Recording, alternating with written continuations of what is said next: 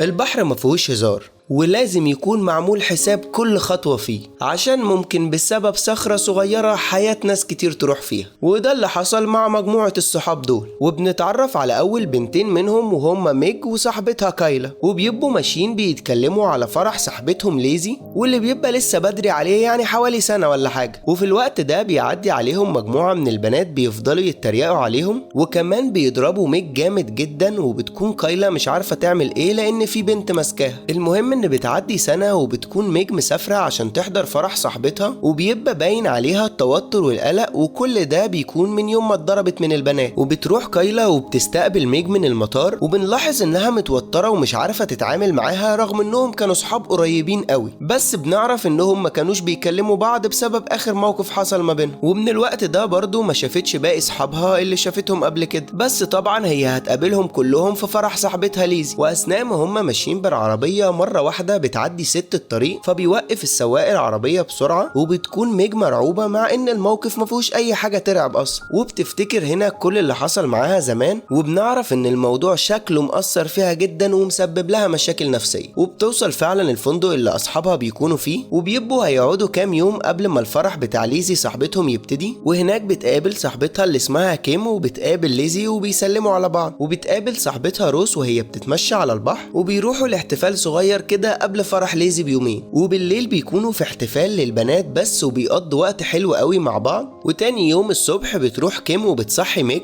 وبتقول لها يلا عشان عندنا خروجه حلوه قوي النهارده هنخطف فيها ليزي العروسه. وبتبقى الخروجه دي في قلب البحر، ولما بيتجمعوا كلهم على الشط كل واحد فيهم طموحه بتعلى، وبيكونوا مفكرين هيروحوا بيخت كبير، ولكن للاسف بيكون مركب صغير جدا وغير مؤهل اصلا انهم يلفوا بيه في البحر. بس بتحاول كيم تقنعهم انها مغامره وهتكون حلوه عشان هم مع بعض، وان دي اخر خروجه ليهم قبل ما ليزي تتجوز. وفعلا بيقتنعوا وبيركبوا المركب دي وبتبدا رحلتهم. وبتلم كيم منهم التليفونات كلها قبل ما يتحركوا، وبتاخد روس الاساور اللي بتقع منها وبتشيلها بسرعه قبل ما حد ياخد باله، لانها تقريبا كده عامله مفاجاه لاصحابها. وفعلا بيتحركوا، وبتكون كيم بتسوق بكل جنون وبتدخل مسافه بعيده قوي عن الشط لحد ما بتقدر انها توصل لجزيره في نص البحر. وبينزلوا فعلا ميج وكايلا، وبتقول لهم روس انها هتمشي وتسيبهم عشان يتكلموا مع بعض وترجع علاقتهم زي الاول. وطبعا بيكونوا سايبينهم من غير اي تليفونات، وبتقول لهم انهم هيقابلوهم بعد ساعه. وفعلا بنشوف ميج وكايلا وهم قاعدين في الجزيره ما بيعملوش اي حاجه ولا حتى بيتكلموا مع بعض. وبعد شويه لما بيزهقوا بيقرروا انهم يمشوا ويرجعوا لباقي اصحابهم. واثناء ما هم ماشيين بقى بتعتذر كايلا لميج وبتتاسف لها على كل اللي حصل زمان. وبيكملوا مشي في الميه، ولكن فجاه بيظهر قرش وراهم وهم مش حاسين باي حاجه. وبيرجعوا لاصحابهم وبيكونوا ماسكين في ايد بعض ومبسوطين وخلاص اتصالحوا. وبيفرح اصحابهم جدا لما بيشوفوهم لان هو ده هدفهم من الاول. ولما بتكون روز وكيم في الميه بيلعبوا وبيرقصوا مع بعض بتحصل حاجه غريبه جدا، وهي اننا بنشوف دم موجود حواليهم في الميه. فلما بتطلع بيكون باين على رجليها ان في قرش عضها، وبيكونوا بيحاولوا كلهم انهم يوقفوا النزيف لانه شديد جدا. وبتكون روز في حاله صحيه وحشه جدا، فبياخدوها بسرعه وبيقرروا انهم يرجعوا للشط عشان تلحق تتعالج. وبتكون ليزي متوتره لان فاضل على فرحها يوم واحد. ولما بيفتحوا التليفونات للاسف ما بيكونش فيه شبكه عشان يتصلوا باي حد يقابلهم بمركب اسرع. وبتسوق ليزي وهي متوتره جدا، وللاسف بتخبط في صخره فبتعطل المركب وبتكسره، وبتبدا الميه تدخل للمركب وبيكونوا خلاص هيغرقوا. وللاسف المكان ده ما بيجيش فيه مراكب كتير لانه بعيد جدا عن الشط.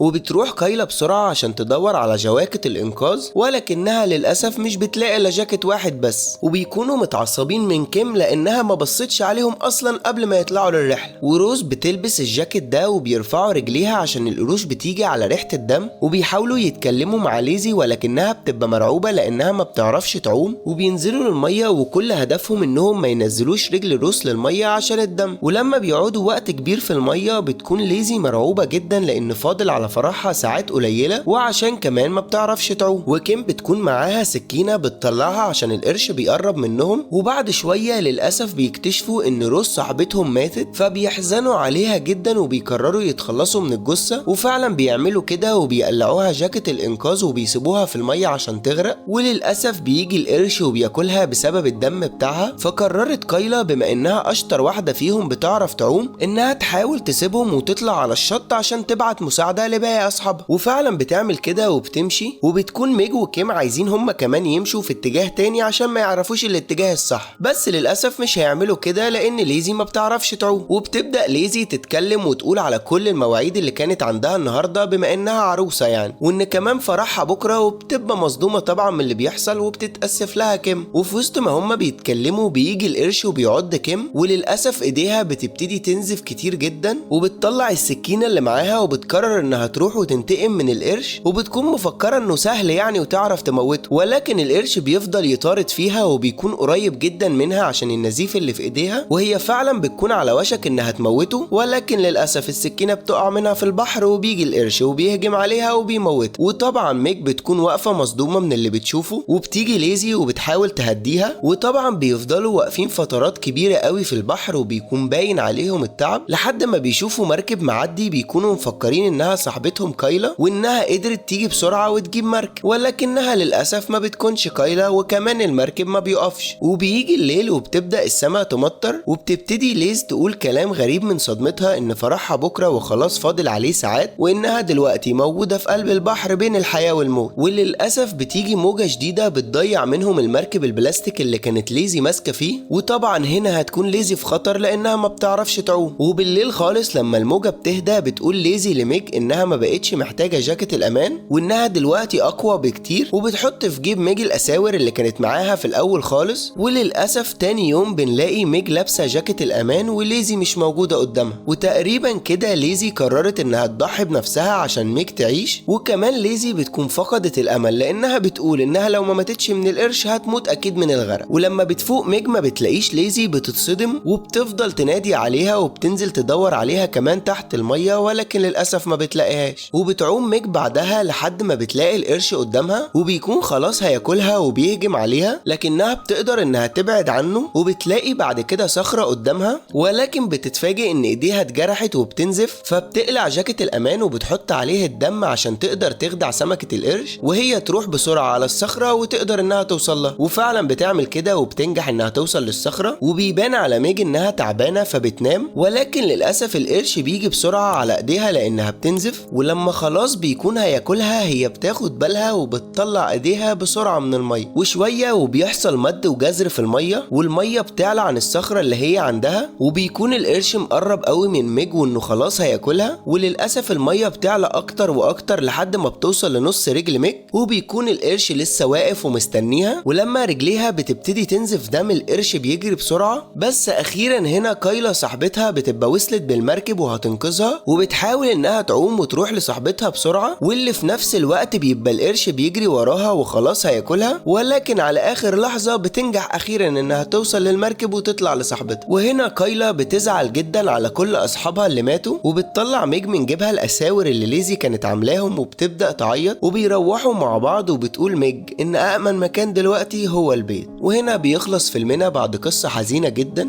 ويا ريت لو عجبك الفيلم ما تنساش تعمل لنا لايك واشترك في القناه وفعل زر الجرس عشان يوصلك كل جديد.